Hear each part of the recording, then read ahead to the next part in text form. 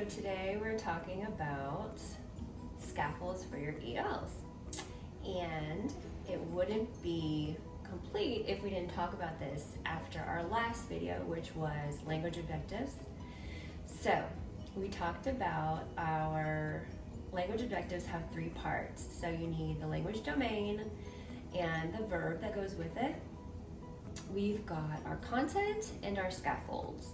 So our scaffolds are super important because this is how you're going to help your students access the content and be successful in the classroom. So we never want to pull our content down to a lower level. We never want to water anything down for our English learners.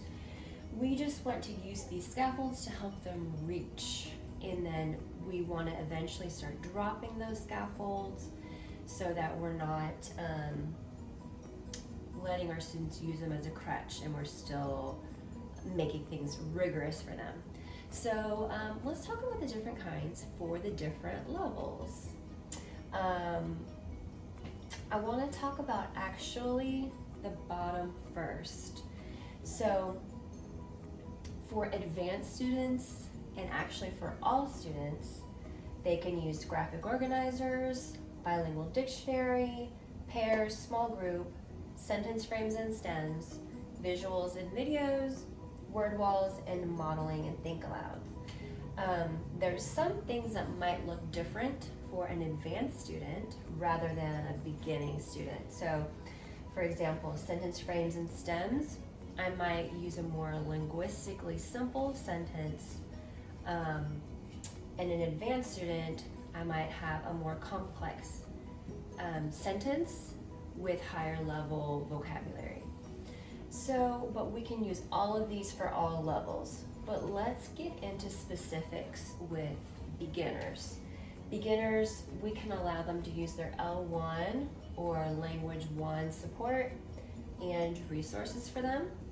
Translation devices, so I let my students use their phones if they're not, getting on social media, and if they're not using it so much that they're so reliant on it. Word banks, gestures, and simplifying instructions. So my instructions might look different for an advanced student than a beginning student. Again, I might have more simple sentences rather than more complex sentences for an advanced student.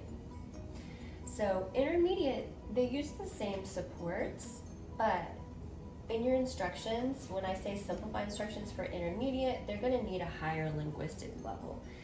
So not necessarily up to the advanced level yet, but it's going to be more in between.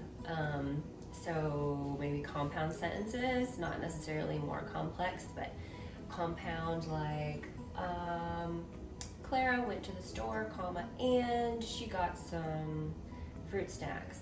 I'm using that example because my 4-year-old is with me right here, being very quiet, and her name's Clara.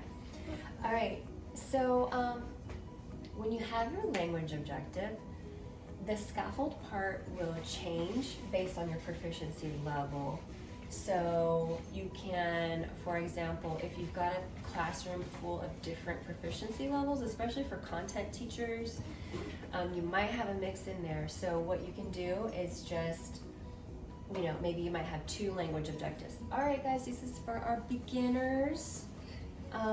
This is what you're gonna tell your students. This is our beginning language objective.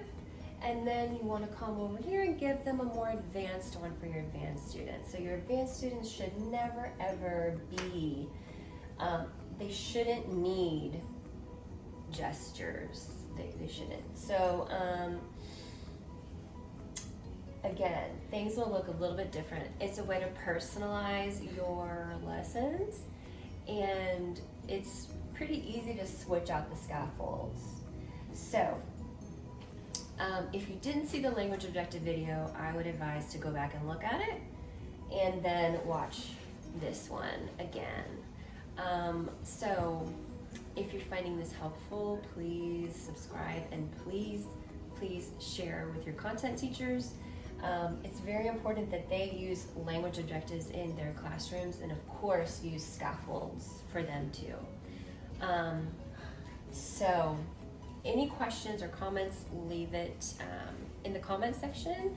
I'm going to attach a resource, a scaffolding resource, so that you can keep it, you know, by your desktop, by your desk, and you can look at it as a little cheat sheet to help you for your lessons or your lesson planning.